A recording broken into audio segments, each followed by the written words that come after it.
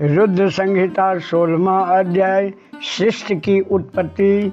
ब्रह्मा जी बोले, इसके पश्चात शब्दादि पंचभूतों द्वारा पंचकरण करके उनसे स्थूल आकाश, वायु, अग्नि, जल और पृथ्वी, पर्वत, समुद्र, वृक्षादिक और कालादि से युग पर्यंत कालों की भी मैंने रचना की तथा और भी सृष्टि के बहुत से पदार्थों को मैंने रचा। परंतु जब इससे भी मुझे संतोष नहीं हुआ तो मैंने अम्बा सहित शिव जी का ध्यान कर सृष्टि के अन्य पदार्थों की रचना की और अपने नेत्रों से मारीच को, हृदय से भृगु को, सिर से अंगीर को और कान से मुनि श्रेष्ठ पुलह को, उदर से पुलस्त्य को, मसान से वशिष्ठ को, आँख से कृत को, कानों से अत्रि को, प्राण से दक्ष को और गोदी से नारद को और अपनी छाया से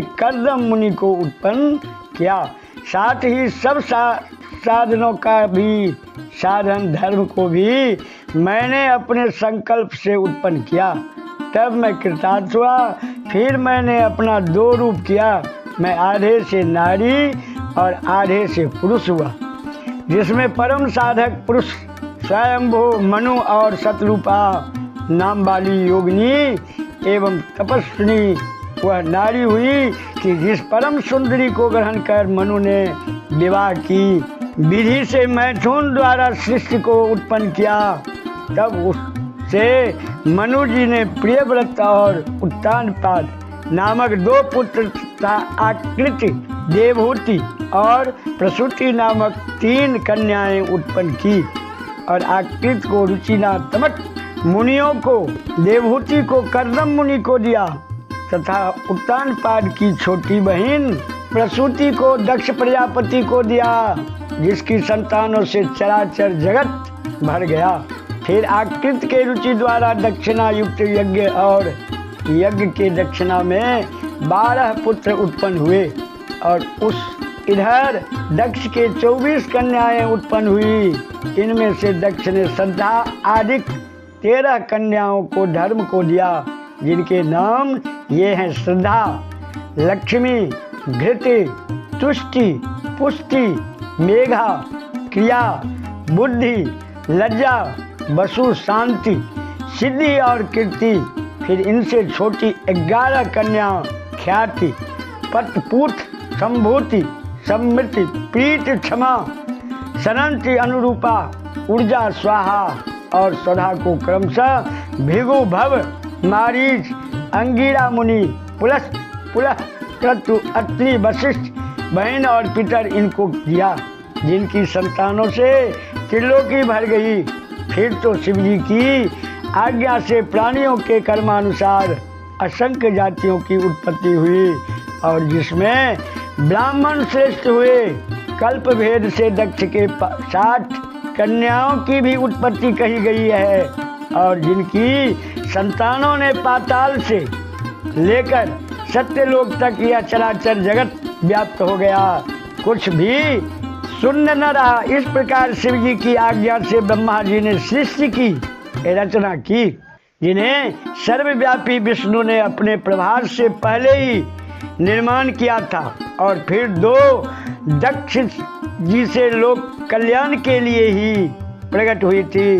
इस प्रकार शिव जी ने भक्तों के उद्धार के लिए बहुत सी लीलाएं की, जिनका नाम वाम अंग वैकुंठ और दक्षिण अंग में मैं हूँ। इस प्रकार मैं, विष्णु और रुद्र यह 3 गुण इधर प्रधान हुए और उधर इसी प्रकार सत्य, रज और तम 3 गुणों से जिनका मैं स्वयं प्रधान हूँ, उसमें रजोगुण वाली सुरा देवी तथा सतोगुण वाली सती और तमोगुण वाली लक्ष्मी प्रकट हुई।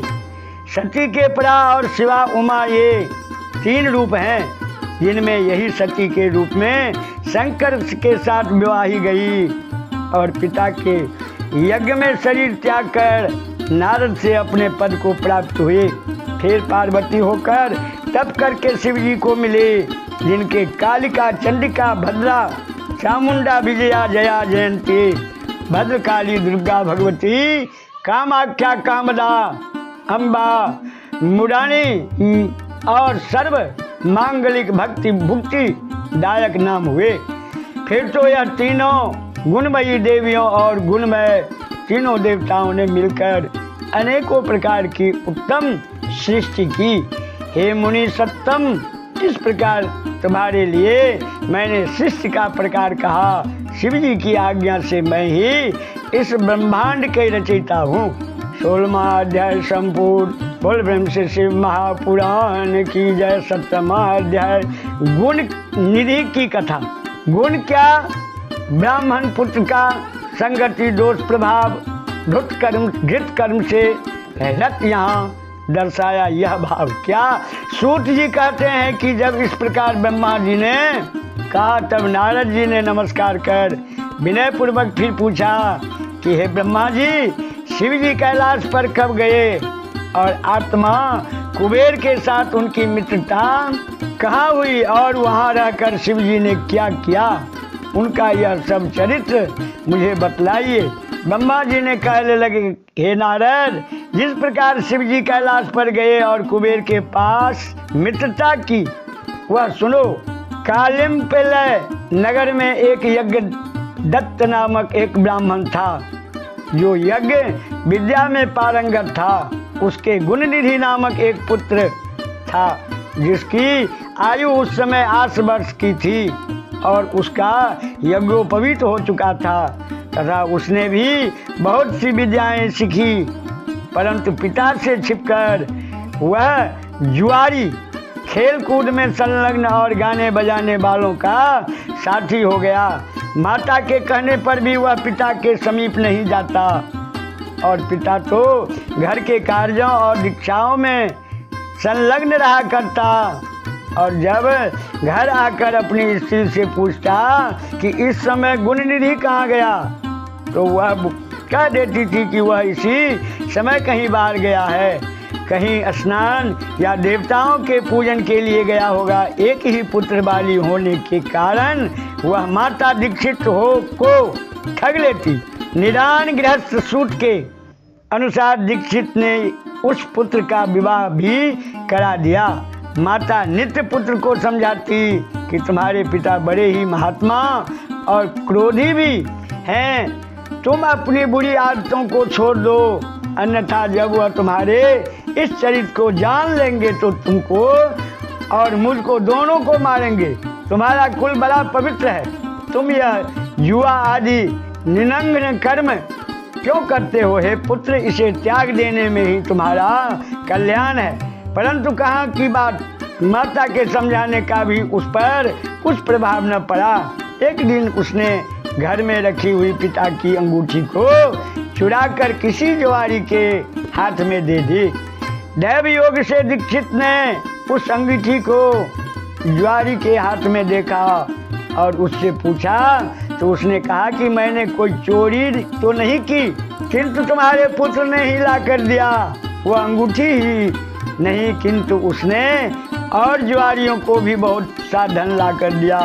परंतु आश्चर्य है कि तुम जैसे पंडित अपने पुत्र को क्यों नहीं जान सके। लज्जा के मारे दीक्षित का सिर झुक गया। वह सिर झुकाए और वस्त्र से अपना मुंह ढके हुए अपने घर में जाकर पत्नी से बोला कि हे दीक्षित की धूर्त पत्नी, भला यह तो कहो कि वह तेरा गुणनिधि पुत्र कहाँ है? वह कहीं भी हो, किंतु मेरी अंगूठी कहाँ है जिसे उबटना करते समय तुमने मेरे हाथ से ले ली थी? उसने कहा कि मैंने कहीं रख दी है, स्मरण नहीं आ रहा। दीक्षित ने कहा सत्य है, वे असत्य पुत्र को उत्पन्न करने वाली तू बड़ी सत्यवादिनी है। इसी से तो जब जब मैं पूछता कि पुत्र कहाँ गया, तब तब तू मुझे अपनी बातों में बहला दिया करती थी। पत्नी से ऐसा करते हुए यज्ञ दत्त घर की और चीजें ढूंढने लगा, परंतु जब एक भी चीज न मिली, क्योंकि पुत्र ने उन्हें जुए में दे डाला था और उसकी माता पुत्र की ममता में पड़कर उसके सब दोषों को छिपाती फिरती थी। तब सारा दोष अपनी पत्नी का जानकर उस ब्राह्मण ने जल लेकर पुत्र को और पत्नी को तिलांजलि दे दी और किसी श्रोत्रिय ब्राह्मण की कन्या से अपना दूसरा विवाह भी कर लिया। 17वां अध्याय संपूर्ण। बोल प्रेम शिव महापुराण की जय। 18वां अध्याय गुण निधि की मोक्ष। अष्टादश अध्याय में गुण निधि का उदार है। शिव धर्म सूक्ष्म स्वरूप से हुआ जगत से पार है। ब्रह्मा जी ने कहा, हे नारद, जब यह सब समाचार दीक्षित के पुत्र को मिला तो वह ग्रह त्याग कहीं दूर जाकर अपने भविष्य की चिंता करने लगा। कभी माता की ममता का स्मरण, कभी पिता की धर्म यज्ञता और कभी अपनी मूर्खता पर पश्चाताप करने लगा। निदान भूख प्यास से पीड़ित संध्या समय एक शिव मंदिर के पास जाकर बैठ गया। यहाँ शिवरात्रि के व्रत में शिव जी का पूजक सपरिवार समस्त सामग्रियों युक्त शंकर की पूजा करने आया।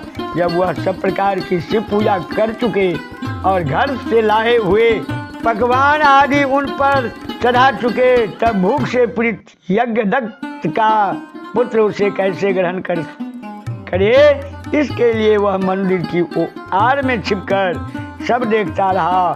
और जब वे लोग पकवान चढ़ाकर किंचित विश्राम करने लगे तो उनकी आंखों में झपकी आते आते यज्ञदत्त का पुत्र धीरे से उठकर मंदिर में प्रवेश कर गया और जितना कुछ भोग चढ़ा था सब लेकर चंपत हो गया। किंतु उसी क्षण उसके पैर की धमधमाहट सुनकर वे सोए हुए लोग जाग उठे और चिल्लाने लगा तथा दौड़ते हुए उसका पीछा किया। नगर के लोगों ने भी उसे खदेड़ा और नगर के रक्षकों ने तो उस भागते हुए को ऐसा मारा कि वह क्षण भर में ही अंधा हो गया। अभी तक उसने नैवेद्य को खाया भी नहीं था। इतने में यम के दूतों ने आकर उसे बांध लिया, परंतु यों ही वे उसे ले जाने चाहते थे कि दिव्यासन पर बैठे हुए शूलधारी शिव जी के पार्षद भी उसे लेने के लिए वहां आ गए और बोले कि हे यमराज के गणों, अब इस परम धर्मात्मा ब्राह्मण को छोड़ दो, क्योंकि इसमें कोई पाप शेष नहीं रहा। यम के दूतों ने शिव जी के पार्षदों को नमस्कार कर कहा, नहीं, आप नहीं जानते, यह बड़ा पापी और अपने धर्म कर्म से नष्ट, कुल के आचार से हीन और अपने पिता का बड़ा शत्रु। यह देखो, इसने शिव जी का निर्माल्य भी चुराया है। शिव निर्माल्य के भक्षण और उल्लंघन करने वाले को तो छूने से भी पाप लगता है, परंतु धर्म में जैसी जानकारी आप सबकी है वैसे ही हम सबको नहीं है। अतएव यदि इसमें धर्म का कुछ लेस हो तो हमें सुनाइए। तब शिव जी के किंकर उन पार्षदों ने कहा कि हे यमदूतों, इस यज्ञदत्त के पुत्र ने यहाँ बहुत से पाप किए हैं। वहाँ इसने पाप रहित कर्म भी किए हैं, जैसे लिंग के सिर पर गिरती हुई दीपक की छाया का इसने निवारण किया और रात में इसने अपना वस्त्र फाड़कर दीपक में बत्ती डाली। प्रसंगवश इनसे शिव गुणों का श्रवण किया तथा ऐसे ही और भी धर्म कार्य किए हैं। व्रत रहकर इसने शिव जी की पूजा का दर्शन किया। स्थिर चित्त से द्वार पर बैठा रहा, इस कारण यह अभी हमारे साथ शिवलोक को जाएगा और कुछ दिनों तक वहाँ रहेगा। फिर पाप रहित होकर यह कलिंग देश का राजा होगा, क्योंकि यह ब्राह्मण श्रेष्ठ निश्चय ही शिव का प्रिय है। तुम लोग प्रसन्न हो, अपने लोक को जाओ। ब्रह्मा जी कहते हैं कि यह सुनकर यम के दूत यहाँ से आए थे, अपने लोक को चले गए। सब समाचार यमदेव से कहा। यमराज ने भी हर्ष से उनकी बात स्वीकार की। फिर तो यमदूतों से छुड़ाया गया वह ब्राह्मण शिवगणों द्वारा शिवलोक को गया और वहाँ शिव पार्वती की सेवा से लौटकर कलिंग देश का राजा हुआ। वहाँ उसका नाम अरिंदम पड़ा। शिव जी को थोड़ी सी सेवा बहुत फलदायक हुई। यज्ञदत्त के पुत्र गुण निधि का यह चरित्र जो सुनेगा उसकी कामनाएं पूर्ण होगी और उसे बड़ा संतोष प्राप्त होगा। हे ऋषियों, अब इस प्रकार देवताओं के सिरमौर शिव जी ने कुबेर से मित्रता की वह आख्यान सुनो। 18वां अध्याय संपूर्ण। बोलो शिव महापुराण की जय। 19वां अध्याय गुण निधि को कुबेर पद की प्राप्ति। गुण निधि अलका पुरेंद्र ने पाए शंभु वरदान, अलभ पाए कुबेर पद जग में पायो मौन। ब्रह्मा जी ने कहा, जब मेरा पहला पदम कल्प हुआ था तब उसमें मेरे मानस पुत्र पुलस से विसर्वा का जन्म हुआ, जिसके एक वैश्रवण नाम का पुत्र हुआ, जिसने अलकापुरी को भोगा और उग्र तप द्वारा शंकर जी का आराधना किया। उस समय मेघवाहन कल्प प्रारंभ हुआ था। तब अलकापुरी अधीश्वर के उग्र तप को देखकर शंकर जी प्रकट होकर उसे साक्षात दर्शन देने आए। तो उसने कहा, हे शिव जी, आपके अपरिमित तेज से मेरे नेत्र बंद हो गए हैं, अतः अपने चरण कमलों के दर्शन की सामर्थ्य मेरे नेत्रों को दीजिए। हे मुनीश्वर, आपको नमस्कार है। यह यज्ञदत्त का वही पुत्र था जो शिव जी की आज्ञा से अलकापुरी में जाकर राजा हुआ था, परंतु जब उसने शिव जी के साथ पार्वती जी को देखा तो उनके प्रति उसने क्रूर दृष्टि की, इससे इसका बायां नेत्र फूट गया।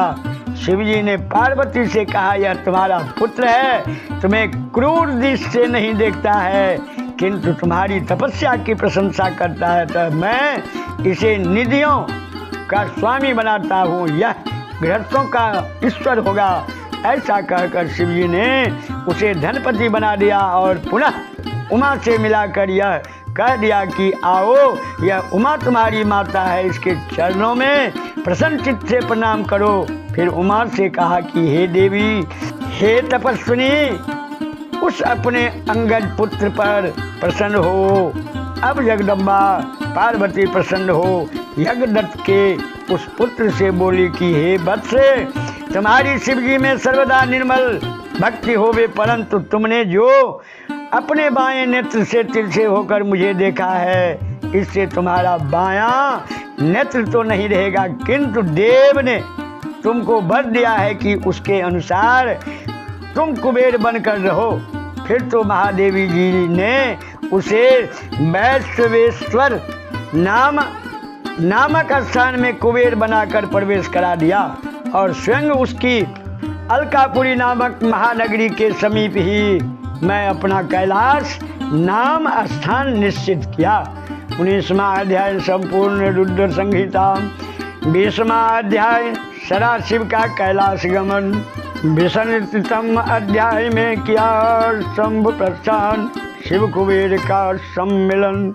अनुपम यह आख्यान।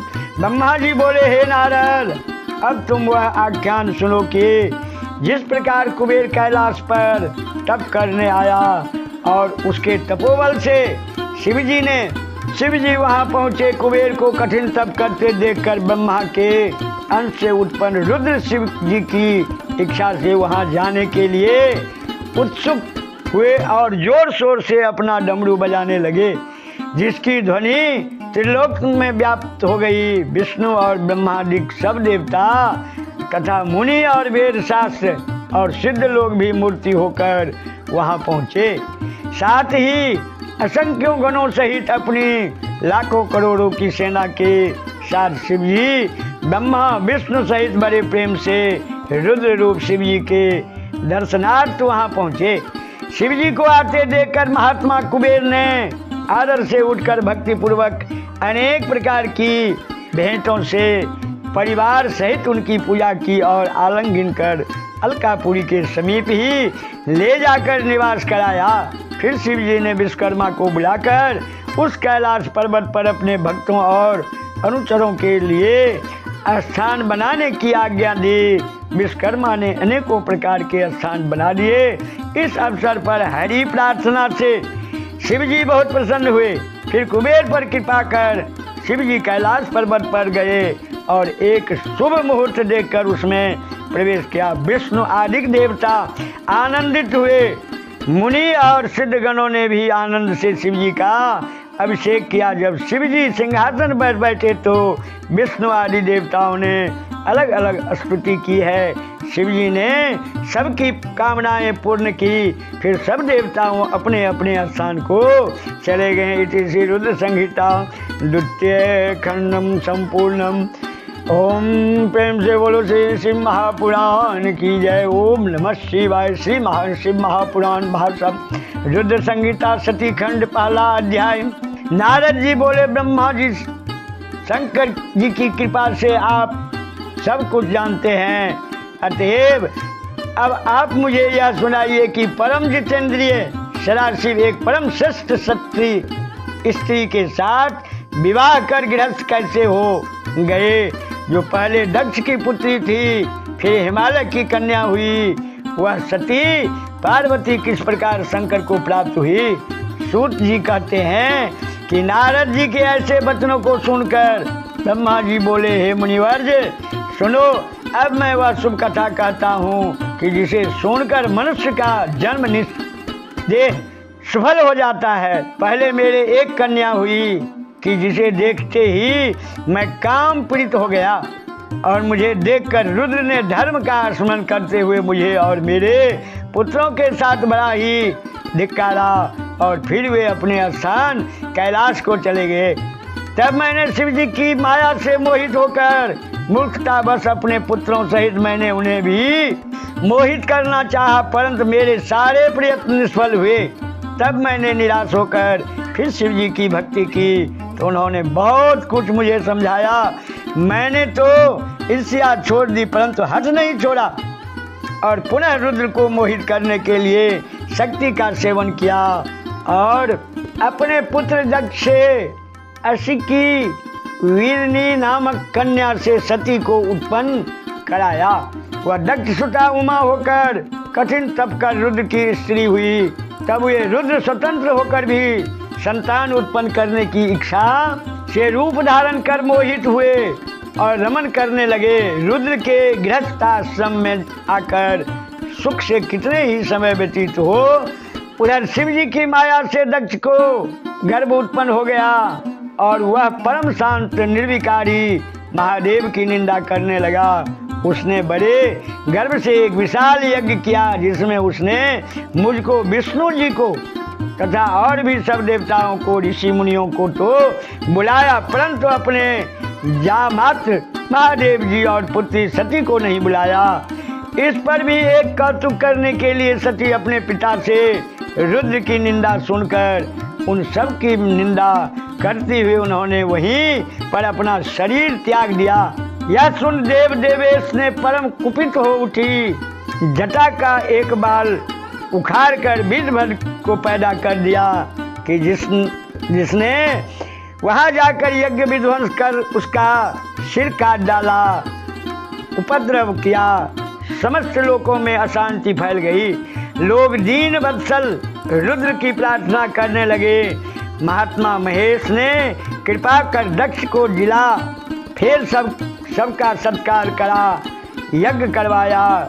सती की देह से उत्पन्न ज्वाला पर्वत पर गिरी, वह ज्वालामुखी होकर पूजित हुई। आज भी जिनके दर्शन से सब कामनाएं सिद्ध होती है, फिर वही हिमालय की पुत्री हुई जिसका नाम पार्वती पड़ा। उसने कठिन तपस्या द्वारा शंभु को प्राप्त किया। हे मुनीश्वरों, आप लोगों ने जो पूछा वह मैंने बताया। जो मनुष्य इस कथा को सुनेगा वह सब पापों से छूट जाएगा, इसमें संदेह नहीं है। दूसरा अध्याय।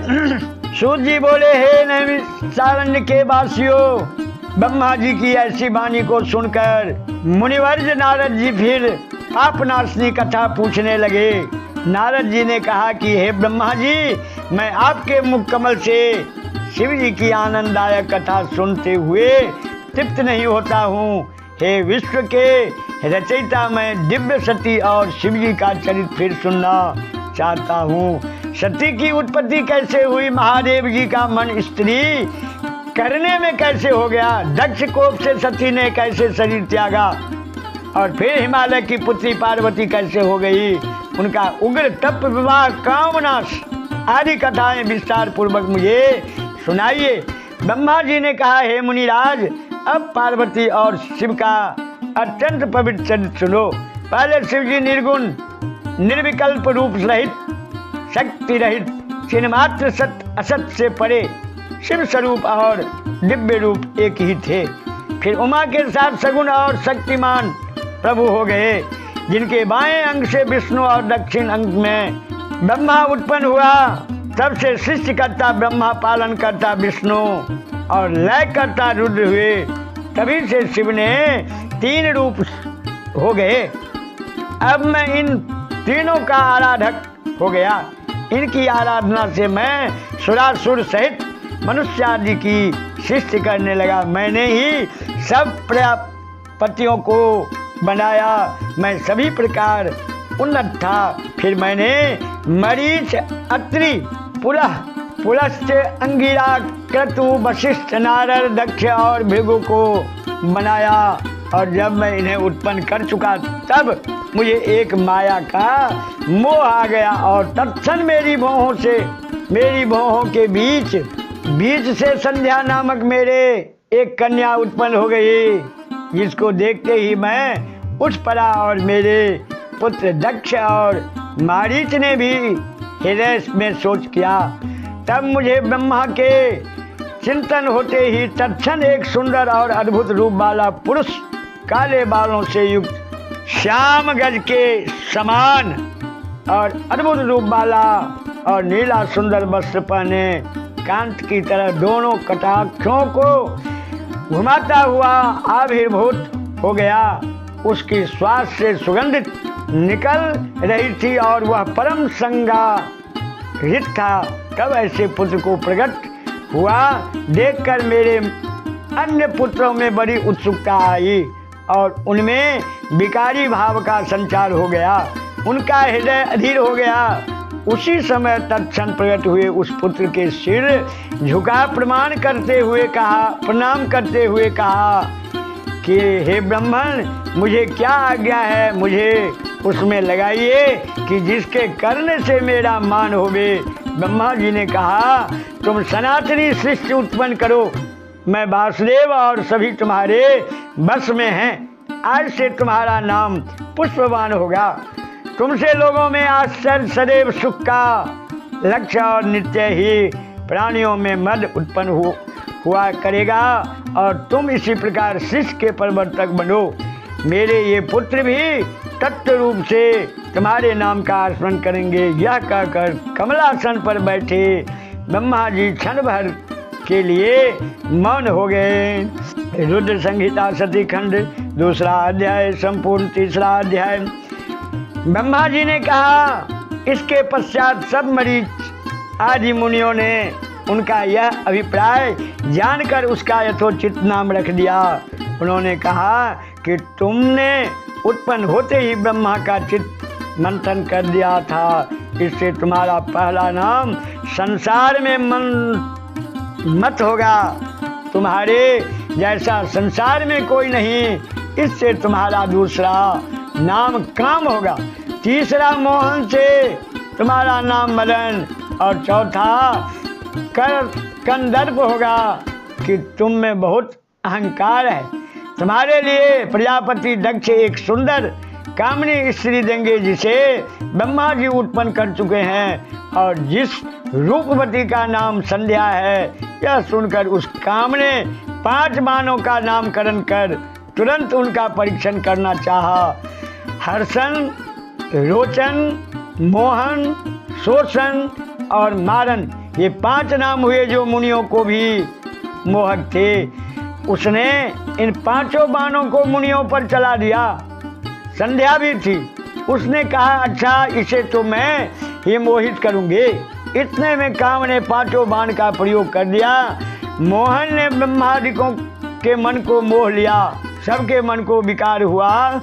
वे विकृत हुए सभी बार बार संध्या को देखने लगे। उनमें काम की वृद्धि हो गई। मुझ में 49 भाव खड़े हो गए। संध्या में भी विकार आया। वह भी ऋषियों को कटाक्ष करने लगी। एक प्रजापति ने भी उसकी इच्छा की। मरीच, अत्रि और दक्ष आदि सब मुनि इंद्रियों के विकार को प्राप्त हो गए। तब मुझे और सब मुनियों तथा संध्या को देखकर काम को अपने कर्म में विश्वास हुआ। तब पिता और भाइयों की पाप गति देख धर्म को बड़ा दुख हुआ और उसने धर्म रक्षक प्रभु शिव जी का स्मरण किया। तब मुझे देखकर आकाश स्थित शिव जी हंसकर और मुझे लज्जित करते हुए बोले कि हे ब्राह्मण, तुम्हें पुत्री को देखकर काम कैसे प्रकट हो गया? यह तो वेद मार्ग से चलते बालों को उचित नहीं है। विद्वान जन माता, बहन और भाई की स्त्री तथा कन्या को भूलकर वे कुदृष्टि से न देखे। फिर वेद तो तुम्हारे मुख में ही विद्यमान है, जिसे काम मात्र से तुमने कैसे भुला दिया? फिर वे सर्वदा सूर्य दर्शन करने वाले यक्ष, मारीच आदि एकांत योगियों का चित्त स्त्री को देखकर कैसे मलिन होगा? हाँ, जिसके चित्र को स्त्रियां हरण कर लेती हों, उनके साथ शास्त्र संगीत कैसे की जा सकती है? ब्रह्मा जी कहते हैं कि जब लोक पितामह शिव जी ने इस प्रकार कहा तो लज्जा के मारे क्षण भर में पसीने से भीगा रहा। मेरा विकार हट गया, परंतु मेरे शरीर से जो पसीना गिरा उससे पितृगणों की उत्पत्ति हो गई। 64,000 आग्नेय वाता पितृगण उत्पन्न हुए। 86,000 वहीर्षद पितर हुए और जो दक्ष के शरीर से पसीना गिरा था उससे सर्वगुण संपन्न एक कन्या उत्पन्न हुई, जो मुनियों के भी मन को मोहने वाली थी, जिसका लोक विख्यात नाम रति हुआ।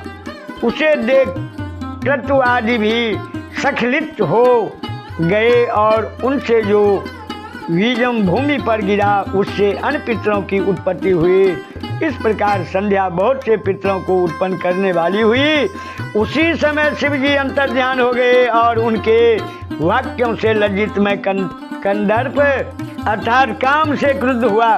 मेरे क्रुद्ध होते ही काम ने शीघ्र ही अपना बाण खींच लिया और मैं जलती हुई अग्नि के समान जलने लगा। उससे पीड़ित होकर मैंने तथा अन्य ऋषियों और प्रजापति ने काम को शाप दे दिया कि या तू शिव जी के बाणों से भस्म हो जाएगा।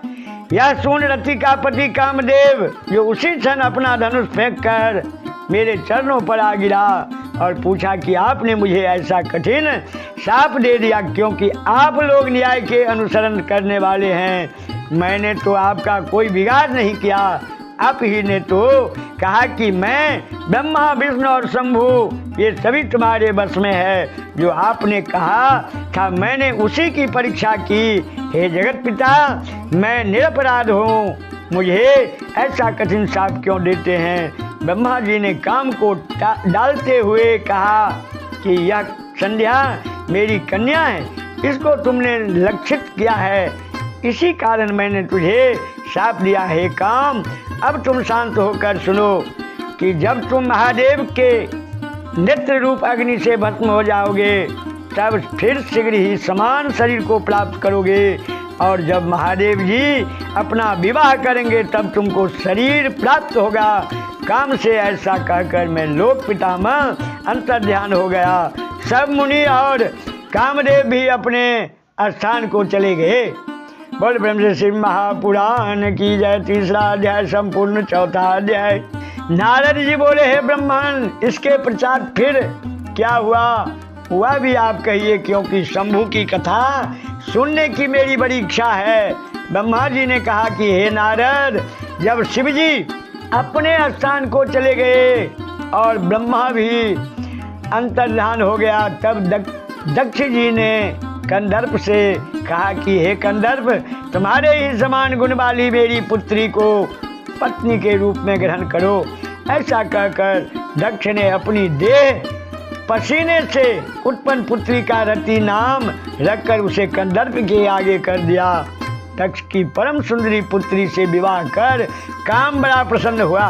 उस समय काम आनंद के मारे ब्रह्मा जी के दिए हुए शाप को भूल गया और मोहित होने के कारण दक्ष जी से कुछ कह सका। हे तात नारद, उस समय सुख वर्धक महान उत्सव हुआ। अपनी कन्या को प्रसन्न देखकर दक्ष भी बड़े प्रसन्न हुए हैं। चौथा अध्याय संपूर्ण। पांचवा अध्याय। सूत जी कहते हैं कि ब्रह्मा जी ने इतना कहा, तब नारद जी ब्रह्मा से बोले कि हे महामती, आपने चंद्रमौली शिव जी की यह जो परम पावन कथा सुनाई है, परंतु यह तो कहिए कि जब आप सभी महान देवता और प्रजापति दक्ष की पत्नी अपनी पुत्री संध्या को काम को अर्पित कर चले गए, तब संध्या ने क्या किया? तब तत्ववेत्ता ब्रह्मा जी बोले कि हे मुनि, अब तुम संध्या के उस चरित्र को सुनो जिसे सुनकर सब स्त्रियां पतिव्रता होती है। पहले वह संध्या मेरे ही मन से उत्पन्न हुई, फिर तप करके अपना शरीर त्याग अरुंधति हुई, उसे मेधा तिथि ने उत्पन्न किया था और वशिष्ठ जी ने पत्नी के रूप में ग्रहण किया। इस पर नारद जी ने पूछा कि उसे मेघा तिथि ने कैसे उत्पन्न किया और वशिष्ठ जी ने उसे कैसे ग्रहण किया। यह सब अरुंधति के चरित्रों को मुझे तत्व रूप से सुनाइए।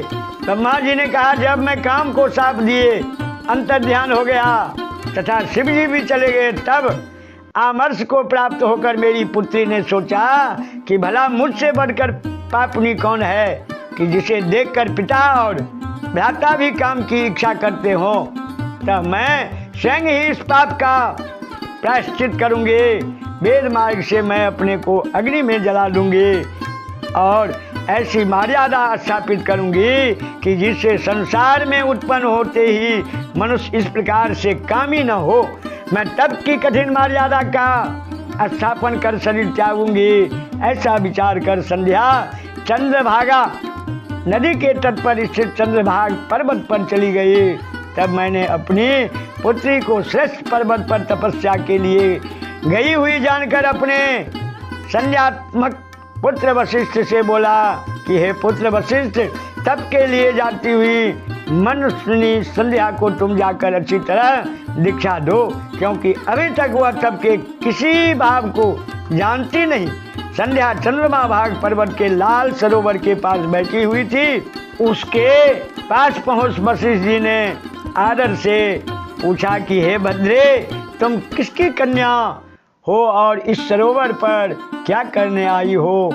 यदि यह छिपाने योग्य न हो तो मैं सुनना चाहता हूँ, तुम उदास क्यों हो?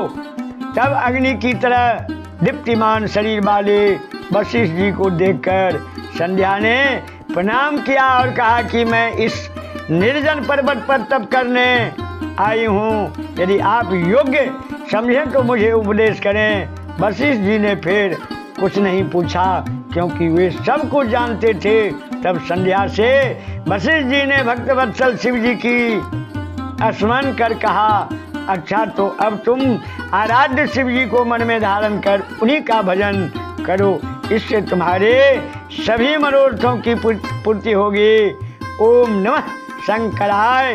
ओम अंत में लगाकर मौन होकर तप करो और जैसा मैंने कहा है उसके अनुसार मौन होकर ही स्नान तथा शिव जी का पूजन करो। केवल जल का आहार करना और कुछ नहीं। इससे निस्संदेह तुम्हारी तपस्या पूर्ण फलदायक होगी। शिव जी तुम्हारे मनोरथों को शीघ्र ही पूर्ण करेंगे। वशिष्ठ जी ने वहां बैठकर संध्या को तप की सब क्रियाएं बतलाई और पुनः वे वहीं अंतर्ध्यान हो गए। पांचवा अध्याय संपूर्ण। बोल प्रेम से महाशिव पुराण की जय। छठवां अध्याय। ब्रह्मा जी बोले, वशिष्ठ जी के चले जाने पर संध्या ने आसन लगाकर कठिन तप करना आरंभ किया। वशिष्ठ जी ने जैसा कहा था उसी के अनुसार उसने मंत्र से भक्ति पूर्वक शिव जी का पूजन किया। शिव जी में चित्त लगाए उसको एक चतुर्युगी व्यतीत हो गया। तब शिव जी ने आकाश में स्थित होकर उसे अपना प्रत्यक्ष दर्शन दिया। संध्या ने मुग्ध हो आश्चर्य से नेत्र बंद कर लिए। शिव जी ने उसके हृदय में प्रवेश कर उसे ज्ञान और दिव्य वाणी तथा दिव्य नेत्र दिए। वह प्रसन्न हो शिव जी की स्तुति करने लगी। उसकी स्तुति सुनकर भक्त वत्सल शिव जी प्रसन्न हो बोले कि हे भद्रे, तुम्हारे इस तप और स्तुति से मैं प्रसन्न हूँ। जो चाहो वर मांगो। कब महेश को बार बार प्रणाम कर प्रसन्न हो संध्या बोली, यदि आप मुझ वर के योग्य समझते हैं और यदि मैं अपने पूर्व पापों से शुद्ध हो गई हूँ तो हे महेश्वर, हे देवेश, आप मेरे मांगने से यह वर दीजिए कि इस संसार में प्राणी उत्पन्न होते ही कामी न हो। दूसरा वह दीजिए कि यदि मैं तीनों लोकों में विख्यात और व्रत वाली हूँ तो मेरे समान दूसरी न होवे। यदि मेरी फिर सृष्टि होवे तो वह कहीं कामी होकर न गिरे। और हे नाथ, मेरा जो पति होवे वह अति कामी न होकर मित्र के समान हो, तथा जो मुझे काम भाव से देखे वह नष्ट और नपुंसक हो जावे। शिव जी ने एवं अस्त कहकर संध्या से कहा कि हे भद्रे, अब से मैं मनुष्यों की 4 युवा कर देता हूँ। शैशव, कुमार, यौवन और वृद्ध। जब प्राणी तीसरी अवस्था को प्राप्त हो तब कामी हो और कोई दूसरी अवस्था के अंत में सकाम हो। तेरे तप से ही मैंने यह मर्यादा जगत में स्थापित की। अब कोई भी प्राणी उत्पन्न होते ही कामी न होगा। साथ ही तू इस त्रिलोकी में ऐसी सती भाव को प्राप्त होगी जैसे कोई न होगी। तेरे पति को छोड़कर जो कोई अन्य मुझे तुझे सकाम भाव से देखेगा वह नपुंसक हो जाएगा।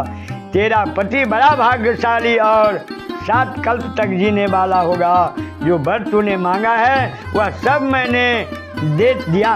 अब तेरे पूर्व जन्म की बात कहता हूँ। तेरा अग्नि में जलकर शरीर त्यागना निश्चित है।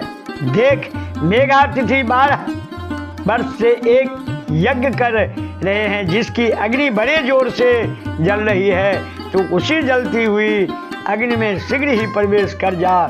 इसी पर्वत के नीचे चंद्रभागा नदी के तट पर तपस्वियों का आश्रम है जिसमें मेघातिथि यज्ञ कर रहे हैं। उस यज्ञ में प्रवेश कर तू उनकी पुत्री होगी। तुझे जैसा स्वामी चाहिए उसका मन में संकल्प कर तू अपने इस शरीर को अग्नि में गिरा दे। जब तू 4 युग के पश्चात सतयुग व्यतीत होने पर पुनः पर्वत में घोर तप करेगी तो त्रेता के प्रथम भाग में दक्ष की कन्या होकर तथा योग्य ब्याही जाएगी। तेरे और भी बहुत सी बहनें होगी जिनमें से तेरे पिता दक्ष 27 कन्याएं तो चंद्रमा को देंगे, किंतु चंद्रमा इन सब को छोड़ केवल रोहिणी से बहुत प्रसन्न रहा करेंगे। इससे कुपित हो तेरे पिता दक्ष चंद्रमा को शाप देंगे और सब देवता तेरी शरण आवेंगे। ऐसा कहते हुए देवेश शंकर जी अंतर्धान हो गए। 6वां अध्याय संपूर्ण। प्रेम से शिव महापुराण भगवान की जय। 7वां अध्याय। ब्रह्मा जी बोले, हे नारद जी, अब संध्या वहाँ से उठकर मेघातिथि यज्ञ में पहुँचे जहाँ उसके तप और शिव जी के आशीर्वाद से उसे किसी ने नहीं देखा। तब वह अपने उपदेष्टा ब्रह्मचारी वशिष्ठ जी का स्मरण कर उन्हें ही अपना पति स्वीकार कर यज्ञ की बढ़ती हुई अग्नि में कूद पड़ी। शिव जी की कृपा से उसे कूदते हुए किसी नहीं देखा। पुरोडास हव्य के समान उसका शरीर तत्क्षण भस्म हो गया। अग्नि ने उसके शरीर को जलाकर सूर्य मंडल में प्रविष्ट कर दिया। सूर्य ने उसके शरीर के विभाग पर अपने रथ में स्थापित कर लिया और जिसके ऊपर का भाग रात्रि और दिन के बीच में होने वाली प्रातः काल संध्या हो गया और उसका शेष भाग पितरों की प्रसन्नता के लिए दिन का अवसान वाली संध्या हो गया। अरुणोदय के समय की प्रातः संध्या और सूर्योदय होते समय की लाल कमल के समान सायं संध्या होती है। उसके प्राण को दयालु शिवजी ने अपने दिव्य शरीर में स्थापित कर लिया। उधर जब यज्ञ की समाप्ति हुई तो ऋषियों ने तप्त सुवर्ण के समान कांति वाली उस कन्या को अग्नि में पाया। उसे मेघातिथि ने प्रसन्नता से यज्ञ के लिए विधिवत स्नान कर अच्छी तरह गोद में लिया और उसका नाम अरुंधति रखा। मुनि ने उसे अपनी एक निधि मानी। शिष्यों सहित उसका अपने आश्रम में पालन करने लगे। जब वह 5 वर्ष की हुई तो विष्णु महेश ने आकर ब्रह्मपुत्र वशिष्ठ के साथ उसका विवाह कर दिया। पतिव्रताओं में श्रेष्ठ पतिव्रता मेघातिथि की पुत्री अरुंधति वशिष्ठ को पाकर उनसे रमन करने लगी, जिसके शतपाधिक श्रेष्ठ पुत्र उत्पन्न हुए। हे मुनियों, तुम्हारे लिए यह परम पवित्र और सर्व काम फलदायक संध्या का चरित्र वर्णन किया, जिसे सुनकर स्त्री हो या पुरुष अपने सब मनोरथों को प्राप्त करेगा, इसमें कोई संदेह नहीं। 7वां अध्याय संपूर्ण। 8वां अध्याय। सूत जी बोले कि हे ऋषियों, जब इस प्रकार प्रजापति ब्रह्मा ने कहा तब उनके वचन सुनकर आनंद मग्न हो नारद जी ने कहा कि हे ब्राह्मण, आपको धन्यवाद है कि आपने इस दिव्य कथा को मुझे सुनाया। हे धर्मज्ञ, आप अपने मुझे यह बताइए कि इसके आगे संध्या ने और क्या तब किया। सूत जी कहते हैं कि जब इस प्रकार से नारद जी ने श्री ब्रह्मा जी से पूछा तो उन्होंने कहा कि हे विपेंद्र, जब संध्या को देखने मात्र से शिव जी ने मुझ शिष्टकर्ता को बहुत फटकारा था, तभी से मैं शिव जी की माया से मोहित हो उनसे ईर्ष्या करने लगा और इस चिंतन में लगा कि इसी प्रकार के विकार में उन्हें आबद्ध करूं। तब रति और मदन को देखकर मैं थोड़ा मदयुक्त हुआ। दक्षादि अपने पुत्रों के पास गया और उनसे बोला कि हे मेरे दक्ष और मरीच आदि पुत्रों, तुमको ज्ञात है कि स्त्री को देखने मात्र से शिवजी ने मुझे बहुत धिक्कारा था, जिसके दुख से मैं आज तक दुखी हूँ। अतः जैसे भी हो, जब महादेव जी स्त्री ग्रहण कर लें तभी मुझे शांति आवेगी। क्या तुम लोग यह मेरा कष्ट दूर करने के लिए कोई उपाय न करोगे? हे नारद, मैं अपने पुत्रों से ऐसा कहकर ही रहा था कि उसी समय रति सहित कामदेव वहाँ आ पहुँचा। तब मैंने उसकी बहुत प्रशंसा कर कहा कि हे वत्स, अब तुम जगत के लिए शिव जी को मोहित करो। तुम्हारे सिवा दूसरा उन्हें मोहित नहीं कर सकता। महादेव जी पर अनुराग करने से तुम्हारे साप की भी शांति होगी और जगत का कल्याण भी, क्योंकि जब शिव जी का स्त्री अनुराग होगा तब वे तुम्हें तार देंगे। हे नारद, तब मदन ने मुझसे कहा कि मैं आपका वचन पालन शिव जी को मोहित तो अवश्य कर दूंगा, स्त्री का निर्माण तो आप ही करें। तब कंधर्व के ऐसा कहने पर मैं और प्रजापति दक्ष इस चिंता में पड़ गए कि किसके द्वारा उन्हें मोहित करें। फिर तो चिंताग्रस्त मेरी और उनकी श्वासों से जो सुरभित वायु निकला, उसने पुष्प समूहों से भूषित बसंत उत्पन्न कर दिया, जिसकी पुष्पित कमल कांति पुष्पित ताम्र रस से नेत्र, संध्या के उदित चंद्रखंड का मुख और सुंदर नासिका थी।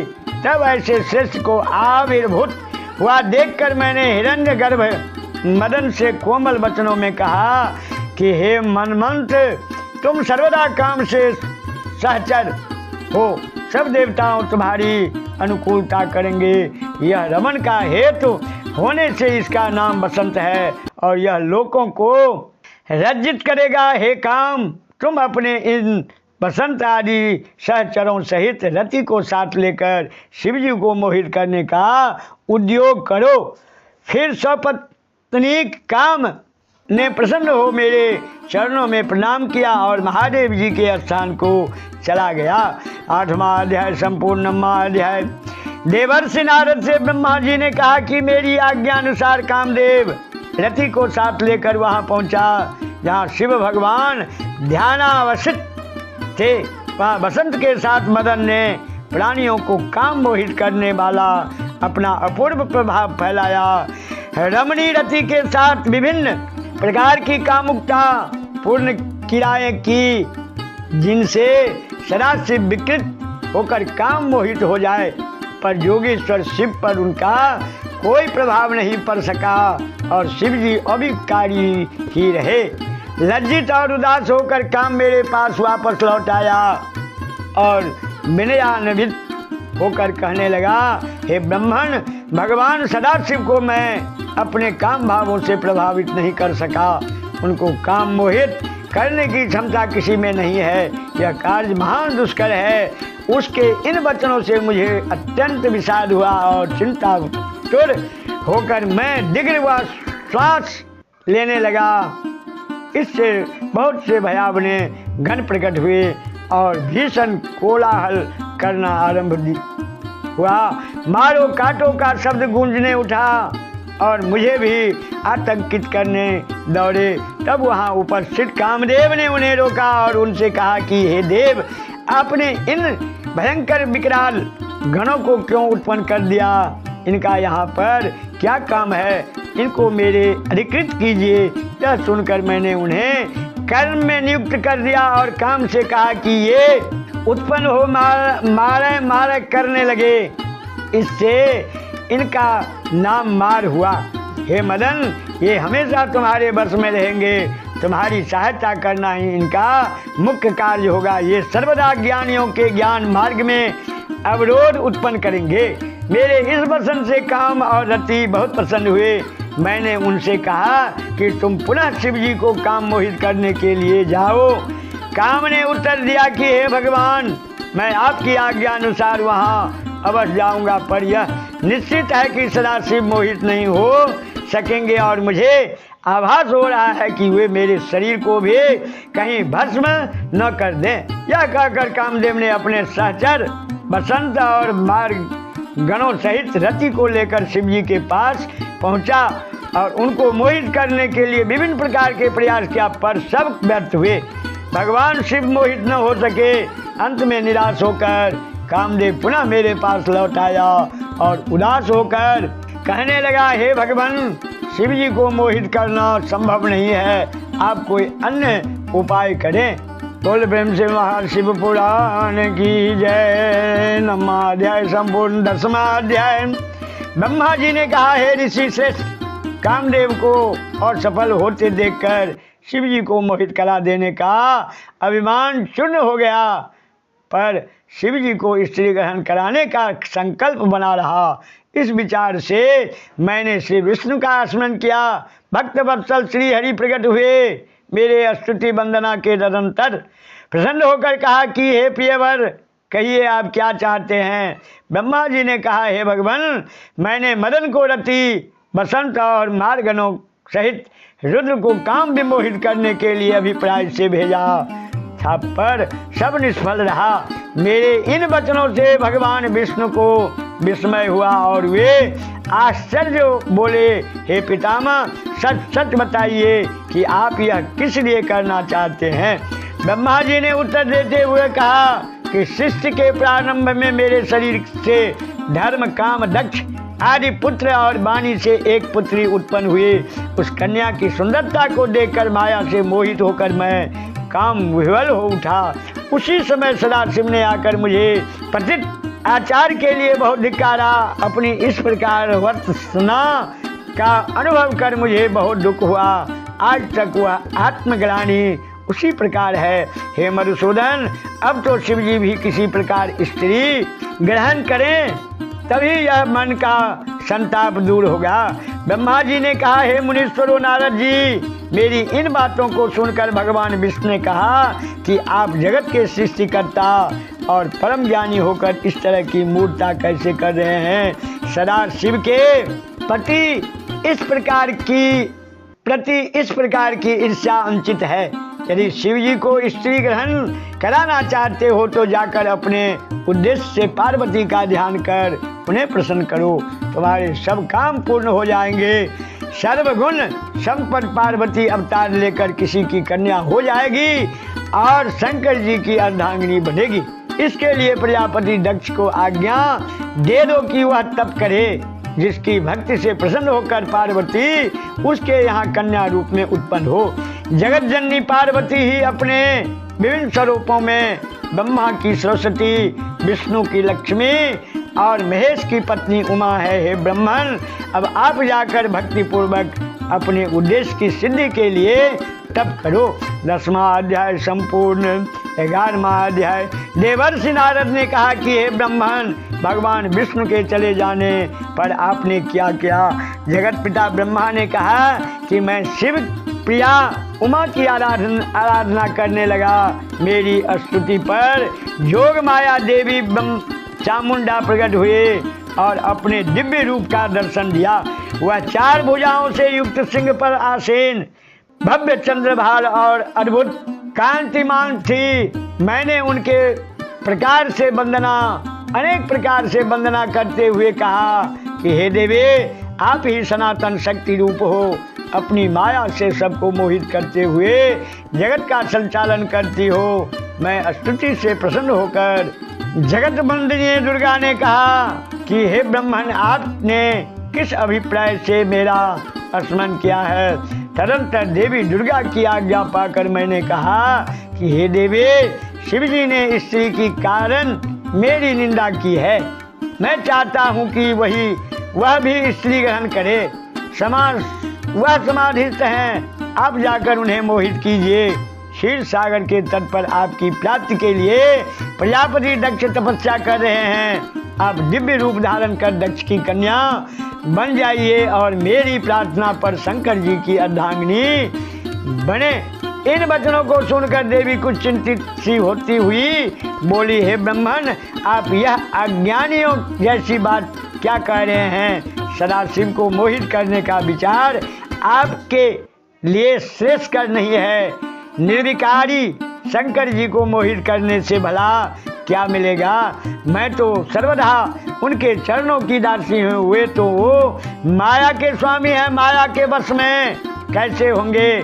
देवी ने सोचा कि यदि वर न दूं तो परंपरा भ्रष्ट हो जाएगी, इसलिए ऐसा उपाय करना चाहिए जिसमें कोई अनिष्ट न हो। उन्होंने शिवजी के चरण कमलों का ध्यान लगाकर उनसे आज्ञा पाकर कहा कि हे ब्रह्मन, तुम्हारा यह कथन सत्य है कि सदाशिव को मोहित करने वाला कोई नहीं। स्वयं मेरे में भी यह शक्ति नहीं, पर मैं उसका प्रयास अवश्य करूंगी कि शिवजी मोहित होकर विवाह कर लें। मैं सती रूप धारण कर उनकी अज्ञानवर्तिनी हो जाऊंगी। इतना कहकर देवी अंतर ध्यान हो गई। 11वां अध्याय संपूर्ण। 12वां अध्याय। बुद्ध से महाशिव पुराण भगवान की जय।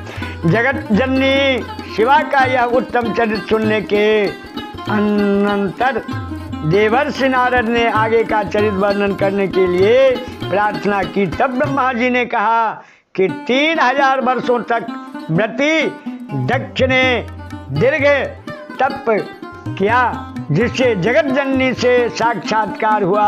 देवी शिवा ने प्रसन्न होकर वर्ण मांगने को कहा। प्रजापति ने कहा कि मैंने ब्रह्मा जी के कार्य के लिए आपको स्मरण किया है। भगवान शंकर रुद्र नाम से ब्रह्मा के पुत्र रूप में अवतरित हुए। आपका अवतार अभी नहीं हुआ। आप उनको मोहित करो जिससे वे आपको अर्धांगिनी रूप में ग्रहण करें। प्रजापति के आंतरिक मनोभावों को जानकर देवी शिवा ने यह वर दे दिया कि वह उनकी स्त्री से पुत्री रूप में उत्पन्न होकर कठिन तप द्वारा भगवान शंकर की पत्नी बनेगी। इतना कहकर वो अंतर्ध्यान हो गई। इस वर को प्राप्त कर प्रजापति को अत्यंत प्रसन्नता हुई और वे घर आकर अपनी आकांक्षा की पूर्ति के लिए प्रतीक्षा करने लगे। 12वां अध्याय संपूर्ण। 13वां अध्याय। बोल प्रेम से शिव महापुराण भगवान की जय। ब्रह्मा जी ने कहा, हे प्रजापति ने विविध प्रकार से मानसिक सृष्टि भी पर उनके विकास न हुआ देखकर मुझसे कहा। मैंने उन्हें उपाय बतला दिया कि तुम्हें मैथुन धर्म में प्रवृत्त होना चाहिए। उन्होंने स्वीकार किया। पंचजन की कन्या से विवाह करके उससे 10,000 पुत्र उत्पन्न किए। प्रजापति ने उनसे सृष्टि बढ़ाने के लिए कहा। शिष्य की चिंता में वे पुत्र पूर्व दिशा में समुद्र संगम पर तप करने को प्रस्तुत हुए। पर हे नारद जी, आपने उन्हें प्रवृत्ति से निवृत्त की तरफ बहका दिया। पश्चात दक्ष ने पंचजन्मा से पुनः हजारों पुत्र उत्पन्न किए, किंतु वे भी अपने भाइयों के ही अनुगामी बने। दक्ष ने अपने पुत्रों को इस प्रकार विरक्त होते देखकर अत्यंत दुखी हुए और क्रोध के आवेश में आकर आपकी बहुत निंदा की और शाप दे दिया कि तुमने भ्रमण करते हुए भी मेरे पुत्रों को बहकाकर मेरा बहुत अहित किया है, इसलिए तुम्हारे चरण पृथ्वी पर कहीं स्थिर नहीं रहेंगे। मुनिवर, आप निर्मल साधु स्वभाव वाले ब्रह्मज्ञानी हैं, अतः प्रजापति के इस शाप को आपने अंगीकार कर लिया। 13वां अध्याय संपूर्ण। 14वां अध्याय। बोल ब्रह्म से महाशिव पुराण भगवान की जय। ब्रह्मा जी ने कहा, हे मुनीश्वर, तदंतर मैंने अपने पुत्र दक्ष के पास जाकर उनको समझाकर बुझाकर उनके मुख्य और तुम्हारे प्रति क्रोध को शांत किया। प्रजापति ने अपनी स्त्री से 60 कन्याएं उत्पन्न की, फिर धर्म की मर्यादा अनुसार विधिवत उनका विवाह किया। 10 कन्या धर्म को, 13 कश्यप जी को, 2 कृषाशव, 2 रस को और शेष गरुड़ को दे दी। उनकी संतानों से जगत पूर्ण हो गया। प्रजापति दक्ष ने कन्याओं की उत्पत्ति के समय शिवा का ध्यान कर स्तुति की, जिस पर शिवा ने अत्यंत दिव्य रूप से कहा कि तुम्हारी अभिष्ट कामना पूर्ण होगी, तब करो। यह कहकर देवी अपनी माया से बाल्य भाव धारण कर माता के पास बैठकर शिशुवत रोने लगी। सभी उस असीम कन्या को देखकर असीम हर्षित हुए। नगर में सर्वत्र उत्सव होने लगे। प्रजापति के ने अपनी कन्या का नाम प्रेम से उमा रखा। अतीब आनंद से उस कन्या का सारा संसार संपन्न हुआ और वह चंद्रमुखी चंद्रमा के समान विकसित होने लगी। 14वां अध्याय संपूर्ण। 15वां अध्याय। ब्रह्मा जी ने ऋषिवर नारद जी से कहा कि सती सौंदर्य और अनेक दिव्य गुणों से विभूषित युवावस्था को प्राप्त हुई। तब प्रजापति को उसके विवाह की चिंता हुई। सती ने अपने पिता के मनोभाव को समझकर स्वयं शिव जी की प्राप्ति की आकांक्षा व्यक्त की और तप करने के लिए माता से आज्ञा मांगी। माँ ने आश्विन मास की नंदा तिथि में गुड़, चावल, नमक आदि से विधिवत पूजा प्रारंभ कराकर घर में ही शंकर की आराधना का आयोजन कर दिया। देवी सती अनन्यान्य भाव से शिव जी की आराधना करने लगी। उनकी अनुपम भक्ति को देखने के लिए विष्णु और अन्य देवताओं सहित मैं गया। उनकी साधना को देख हम विस्मित रह गए। अनंतर शिव जी की सेवा में कैलाश पहुँचे। 15वां अध्याय संपूर्ण। 16वां अध्याय।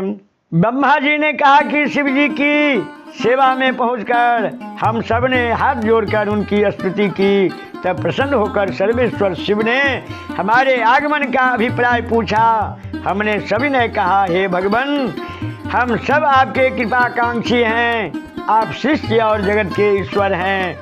आप इस प्रकार विरक्त हो जाएंगे तो संसार के कार्य, व्यापार, सृष्टि, पालन और संहार की स्थिति कैसे रहेगी। हम दोनों ब्रह्मा और विष्णु स्वपत्निक हैं, अतः जगत के हितार्थ आप भी पत्नी स्वीकार करें। आपने कहा भी था कि जब मैं रुद्र रूप से आविर्भूत होऊंगा तब पत्नी ग्रहण कर संसार का कार्य करूंगा। अस्तु, आप अपनी प्रतिज्ञा पूर्ण करें। आपके बिना हम कार्य करने में समर्थ नहीं हैं। भगवान शिव ने प्रसन्न भाव से कहा कि तुम दोनों मुझे अत्यंत प्रिय हो। तुम्हारा कहना मैं अवश्य मानूंगा। भगवान शंकर के इस प्रकार कहने पर ब्रह्मा जी और श्री विष्णु जी ने प्रेम से विनय पूर्वक कहा कि हे भगवान, जगत जननी उमा सती नाम से दक्ष प्रजापति के यहाँ आविर्भूत हुए हैं। वे आपको अपना स्वामी बनाने के लिए दृढ़ भाव से आराधना कर रही है। वही सब प्रकार से आपकी योग्य सहचरी और परम मंगल कारक हितकारिणी होगे। उनके इस अनुग्रह को सुनकर भक्तवत्सल सर्वेश्वर सदाशिव ने तथास्तु कहकर उनको ससम्मान विदा किया है। 16वां अध्याय संपूर्ण। 7वां अध्याय। बोल ब्रह्म से शिव महापुराण भगवान की जय। ब्रह्मा जी ने कहा कि सती की अविचल भक्ति भाव पूर्ण आराधना और कठोर व्रत नियम को देखकर भगवान शिव ने प्रसन्न होकर उन्हें अपना दर्शन दिया और उनके अभिप्राय को जानते हुए भी उसने वर मांगने को कहा। अपने आराध्य के दर्शन प्राप्त कर सती को असीम हर्ष हुआ। वे गदगद और विमुग्ध हो गई, कुछ कह नहीं सकी। लज्जा से उनका सिर अनंत हो गया। सर्वविज्ञ भगवान शिव उनके हृदय के भावों को पूर्ण रूप से जानते ही थे, पर सती लज्जा से उन्हें अभिव्यक्त नहीं कर पाती थी। तदंतर लज्जा त्याग कर सती ने कहा कि हे वरद, आपको जो अच्छा लगे वही वर दीजिए। तब शिव जी ने कहा कि तुम मेरी अर्धांगिनी बनो। अभिष्ट वर प्राप्त कर शिवा प्रेम से विह्वल हो उठी। कामना युक्त होकर प्रेम पूर्ण दृष्टि से शिव जी को देखने लगी। शिव जी में भी काम भाव और श्रृंगारिक भाव जागृत हुआ। शिव और शिवा की अपूर्व आनंदमयी स्थिति हुई। वातावरण में अभिमय सम्मोहन व्याप्त हो उठा। दोनों प्रेम विभोर हो उठे। शिवा की चेतना जागृत हुई। उसने विनय पूर्वक कहा कि हे स्वामी, आप मुझे पिता के समक्ष विधिवत विवाह विधि से ग्रहण करें। शंकर जी ने अमित प्रेम दिखाते हुए तथास्तु कह दिया और अंतर्धान हो गए होकर अपने धाम हिमाचल चले गए। उन्होंने ब्रह्मा जी का स्मरण किया और उनसे कहा कि दक्ष के साथ जाकर कन्या देने के लिए आज्ञा दे दो। शिव जी की आज्ञा प्राप्त कर ब्रह्मा जी अपने पुत्र दक्ष के यहाँ पहुँचे। वहाँ वर प्राप्ति का समाचार पाकर सती के माता पिता अमित आनंद से उत्सव मना रहे थे। दक्ष ने यथोचित स्तुति वंदना के तदंतर ब्रह्मा ने सती को शिव की सेवा में देने को कह दिया। दक्ष की अत्यंत प्रसन्न हुए और उन्होंने कहा कि ऐसा ही होगा। तब ब्रह्मा जी कैलाश पर्वत पर शिव जी के पास लौट आए हैं। फिर सीताराम 17वां अध्याय संपूर्ण 18वां अध्याय।